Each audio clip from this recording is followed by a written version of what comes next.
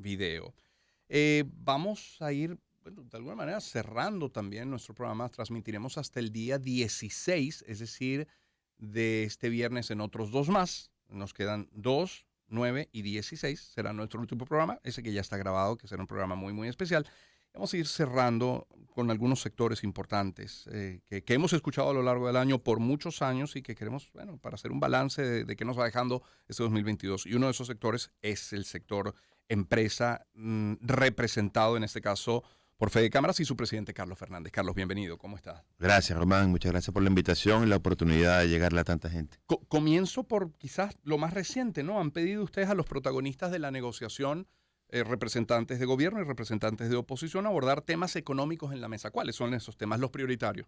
Mire, yo creo que es fundamental, el tema prioritario fundamental que llevamos a llevar a la gente, a las mesas, es el aspecto social del tema de los trabajadores. Yo creo que ahí tenemos que buscar alguna forma de desatar las amarras que de alguna manera impiden compartir con los colaboradores la participación de ellos en la producción de valor. Nos preocupa sobre todo que este último semestre el incremento de los precios ha sido mayor que el aumento en la productividad y que el ingreso de los trabajadores y se pudiera comenzar a deteriorar aún más la calidad de vida de ellos.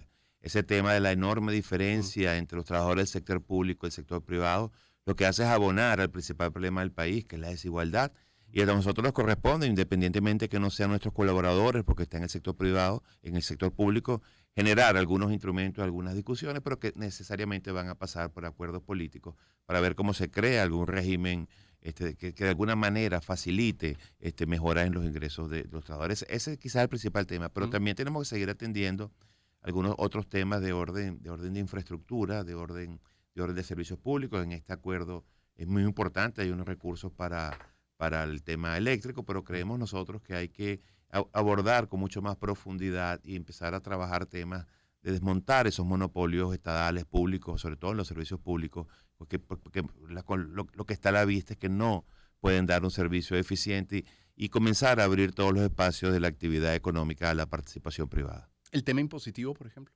Ese es un tema complicadísimo. Bueno, está en primera discusión una ley de armonización tributaria, pero lo que se está viendo es que sigue, digamos, ese desorden y amplio sectores, digamos, sobre todo a nivel municipal, también nacional, pues, y a veces estatal también, más allá de sus competencias naturales, generando unos impuestos que no son abordables por la empresa privada. No es que no se quiera pagar impuestos, es que hay que pagar unos impuestos justos. Y sobre todo, lo más importante, creo que la visión está equivocada, tratar de cobrar más a los que necesariamente siguen en la formalidad en vez de ampliar la base tributaria. Ahorita lo que está ocurriendo con el tema de impuestos es fundamentalmente una invitación a la informalidad, a la gente salirse de la formalidad porque es demasiado oneroso. Ayer estábamos, por ejemplo, en Anaco y nos contaban comerciantes que bueno, están muy contentos con las conversaciones con el alcalde porque vienen de tener una tasa impositiva del 10% de los ingresos brutos sobre actividades empresariales. Eso es absolutamente confiscatorio. Bueno, y eso se repite en muchos estados, en muchos municipios del país. Carlos, no llama ya tanto la atención como antes, pero sí me parece un punto a destacar, que cuando digo, bueno, ¿cuáles son los temas, los prioritarios? Lo primero que aparezca es lo que acabas de decir, los trabajadores. Desde la presidencia de Fede Cámaras de Jorge Botti para acá, llama la atención cómo el empresario defiende al trabajador, cómo los trabajadores se ponen en los zapatos del empresario. Eso no es nuevo, pero sigue llamando la atención. Sí, bueno, porque recuerda que quizás más a la época de Jorge había primero toda una visión punitiva del hecho económico y estaba acabando básicamente con la actividad empresarial. Había toda una estrategia gubernamental de sustituir la empresa privada por importaciones o por empresas públicas. Y ahí, obviamente, los trabajadores del sector privado y los no privados también salieron un poco a decir, vamos a articularnos porque la desaparición del sector privado al final nos va a afectar a todos. Pero hay una cosa que es muy importante, son las cifras, y las cifras son muy dramáticas.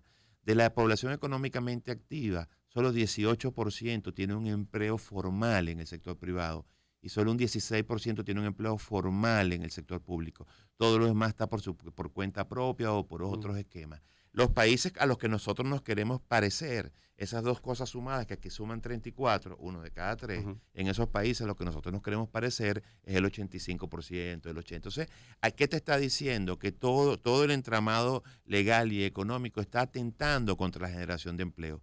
Puede ser que tengamos unas normativas laborales que protegen muy bien al privilegiado que ya tiene un empleo formal. Pues entonces, y también, y que se quede allí, y que siga esa normativa privilegiando, pero tenemos que de alguna manera atender la generación de empleo para tanta gente que todos los días, digamos, entra a formar parte de la población económicamente activa.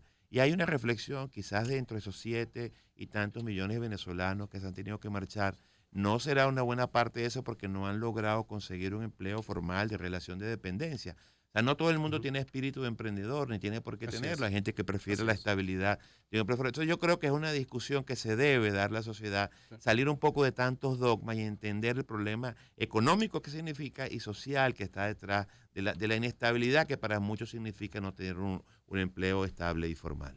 Carlos Fernández, el presidente de Fede Cámaras. Carlos, ¿qué les parece esta primera firma? Además, ¿qué les parece esta licencia que el gobierno de los Estados Unidos otorga a Chevron?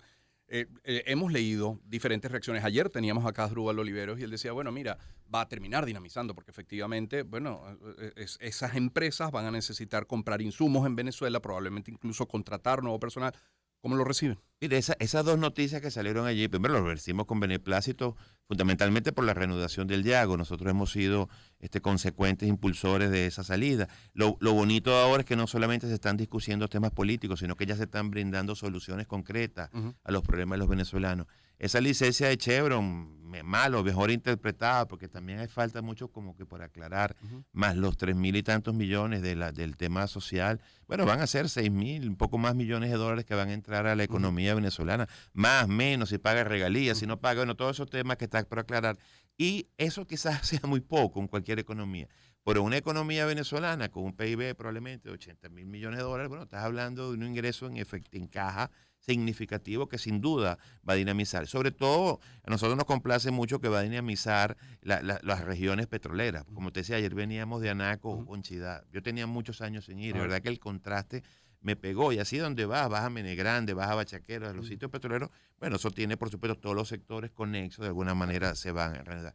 Pero hay que profundizar, nosotros esperamos que detrás de la licencia de Chevron venga algo similar también para las otras empresas, digamos, socias de Sí. PDVSA en los convenios operativos, y esto pueda significar un incremento suficiente. Y, por supuesto, también va a depender del acuerdo político, de la reinstitucionalización. Fíjate que la licencia tiene 6 meses y después es mes a mes que se va. Entonces, bueno, Así es. aquí hay un mensaje claro de que tienen que sentarse en la mesa y que se tienen que cumplir los acuerdos y que se tiene que profundizar, porque al final la solución económica viene en la implantación de un modelo distinto, y ese modelo distinto implica la inversión privada, y la inversión privada nacional y extranjera solo vendrá en la medida que vea una institucionalidad suficiente, unas instituciones independientes Ujú, que generen la confianza para invertir en este mercado y no en tantos otros que también procuran claro. esos recursos. Claro, estamos conversando con Carlos Fernández, presidente de Fede Cámaras. Carlos, reportan muchos economistas una ralentización de la economía.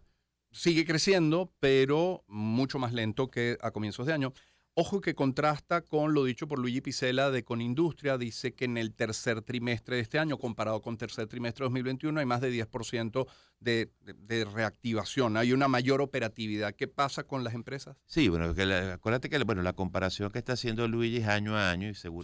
segurísimo, la economía, digamos, del tercer trimestre del año 22 es mayor que la del año Ujú, 21.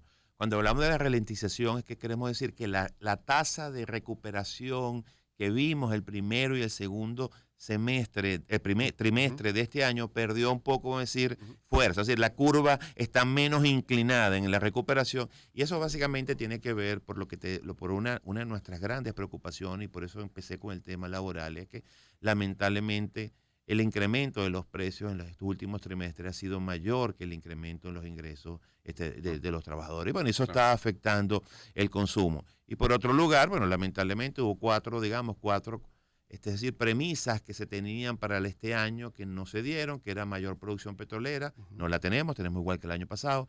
Mejores precios, que sí, mejores precios sí lo hay, pero también todo el mecanismo que teníamos de colocación del crudo a través de Rusia, etcétera, se vio interrumpido por ujú. el tema. Entonces los ingresos no están siendo como se esperaba. Esperábamos a principios, para el trimestre del año, digamos, una flexibilización, y las sanciones están llegando ahorita, ya se verá pues el año que viene. Ujú, Y el acuerdo social de esos 3.000 millones que lo esperábamos, digamos, para el primer semestre, entonces también va a ser para el año que viene. O sea que 4 premisas fundamentales Te decía que las dos últimas, la flexibilización y la ayuda social son 6.000 millones de dólares más o menos. Bueno, ya no llegaron en el año 22, Exacto. va a llegar en el año 23. Eso de alguna manera explica un poco la ralentización que estamos viendo, pero también nos da pues, no, unos síntomas de que el año 2023 pudiéramos también tener una recuperación del Producto Interno Bruto privado del aproximadamente el 9%, similar a lo que vamos a tener en este año 2022. Claro, es Carlos Fernández quien nos acompaña. ¿Cómo van las cosas con Colombia y con los empresarios colombianos? Mira, las cosas con Colombia van bien, regular y no tan bien, depende de la perspectiva. Yo creo que van muy bien en lo que significa comercio fronterizo. Yo creo que el comercio fronterizo se está formalizando, se está estabilizando, porque en comercio fronterizo es mucho más fácil los mecanismos de pago. Uno de los grandes problemas que tenemos, digamos, para poder, digamos, ver un mejor resultado en el comercio entre los dos países es que no hay mecanismos de pago formales, porque bueno, todo pasa por los SWIFT, por los corresponsales, y sabes que en el tema del sobrecumplimiento del tema sancionatorio, Venezuela se ha ido perjudicada en esa interpretación, y como el Banco Central de Venezuela está también entre las entidades sancionadas, no podemos generar mecanismos de compensación entre los dos bancos centrales. Entonces, tenemos que resolver el tema para que bueno, en la frontera es muy fácil pagarse en efectivo, etcétera, pero ya los que están más lejos, y bueno, el tema de la interconexión aérea que no se termina de dinamizar. Eso por un lado. Ahora, por el otro lado, pues por supuesto, en nosotros a largo plazo, lo que esperamos es la reinserción de Venezuela en la comunidad andina de naciones, no solamente por nuestra vocación integracionista, sino porque en los países andinos hay 5 millones de venezolanos, y al Venezuela reingresar a la CAN, el estatus migratorio de esas personas va a ser mucho más beneficiosa y les va a permitir trabajar formalmente. Y por último, y no menos importante, es que tenemos que revisar y negociar de nuevo el acuerdo parcial de complementariedad número 28 que rige las relaciones de los dos países, porque es absolutamente favorable a Colombia, estableciendo para Venezuela, cuando entran productos en Colombia, una serie de aranceles, y Venezuela tiene casi que arancel 0 y máximo 9 en los productos que vienen de allá para acá. La posición de Fede Cámaras con los compañeros amigos colombianos, tanto gubernamentales como privados, es dennos las mismas condiciones que nosotros hemos dado a ustedes. Y si queremos apelar a la solidaridad histórica que Venezuela siempre tuvo con Colombia, por favor denos los mismos tratamientos que le dan los colombianos a los productos de los países vecinos o de los Estados Unidos.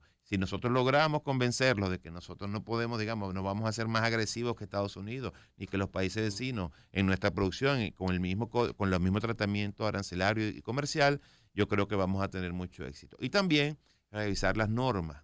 Nuestros protocolos de producción son mucho más exigentes que los de Colombia. Entonces, a veces los productos se llaman igual y tienen el mismo código arancelario, pero el contenido proteico, el contenido de materias primas de nuestros productos es muy superior. Ahora entran para acá llamándose con el mismo nombre y la gente se confunde y termina comprando un producto que se llama igual, pero que su contenido es muy distinto al hecho en Venezuela. Claro.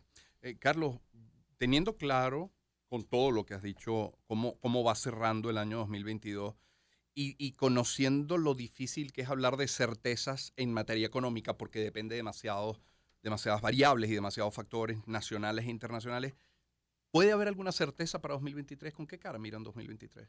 Mira, nosotros vemos el 2023, digamos, con optimismo. Mira, y voy a decirle por qué. Nosotros acabamos de llegar a una gira que fuimos a visitar en Europa para tratar de llevar el mensaje de que no es verdad que Venezuela se arregló, pero tampoco es verdad que nos estamos matando. Aquí hay un entorno distinto, el sector privado está en un proceso de recuperación, de compromiso, etcétera.